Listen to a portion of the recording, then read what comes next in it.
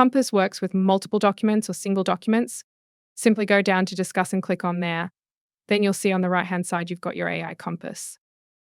You can either type or you can dictate to it. I've uploaded 5 documents that are related to each other. I have no idea where to start with these. So I'm going to ask Compass, "Hey Compass, I'm not sure where I should start with these documents. What should I do?" Compass will now come back and ask me some clarifying questions and then put together a plan for me. Then it will execute on that plan automatically by controlling the discussion assistant. As you can see, it's analyzed the documents already and it knows that they are a complex set of documents.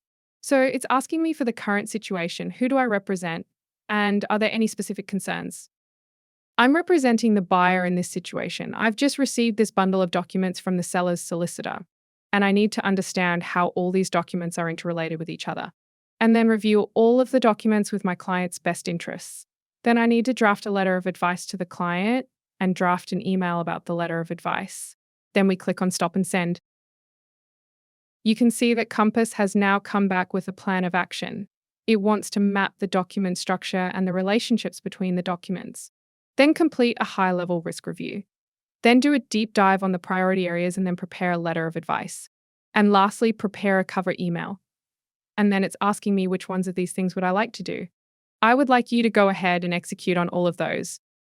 Compass will now go away and create a task list for the discussion assistant, and it will write all of the requests in detail to have them done. We can see that it has come back with our action items here. We can either expand all of these to see exactly what it's planning in high detail, or we can minimize them to just see the overview.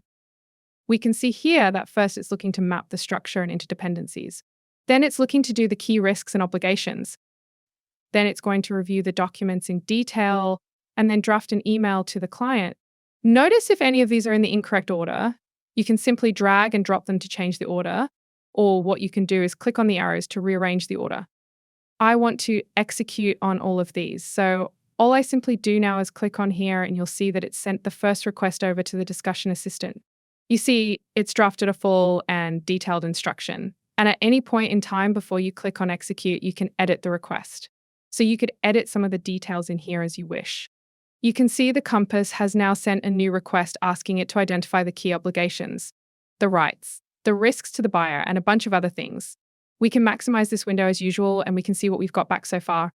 So from our first request, you can see that we've got the details here. We've got the key document interdependence here in a table. We've got the main points in here as well, all in tables. And then we've got a summary of the document flow. If we wanted a high-level summary of that, we can simply click on Create a new document for message, and it will instantly create an overview document from our 5-page summary here. You can see that the discussion assistant is still working away. It's now executed on that second piece and given us our response. It's given us our key issues with the risk rating for each one. It's given us an issue matrix. It's also given us the recommendations for the buyer's actions. And now it's thinking about the third request. We can see here at any point in time where is the Compass up to in terms of executing on the task. It's now produced a control and governance a key clause map for us, the document, the clauses, the core effect, the issues and gaps, and the buyer's position.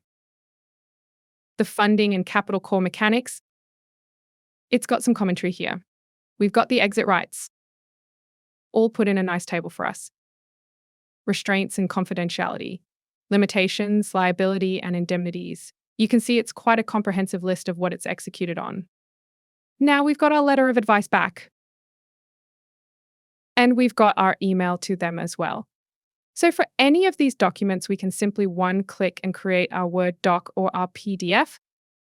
Here's our cover letter to the clients, which we can simply just copy and paste into an email. And we're done. How long would that normally take to analyze the document structure and interdependencies? Analyze the documents for key risks and obligations, a detailed clause analysis, then draft a letter to a client and draft the cover letter to go with the advice. This is just the beginning of the new phase of our legal assistant, just one of the many things that AI Legal Assistant can do to transform your practice. To see all the other amazing things it can help you with, book a full demonstration.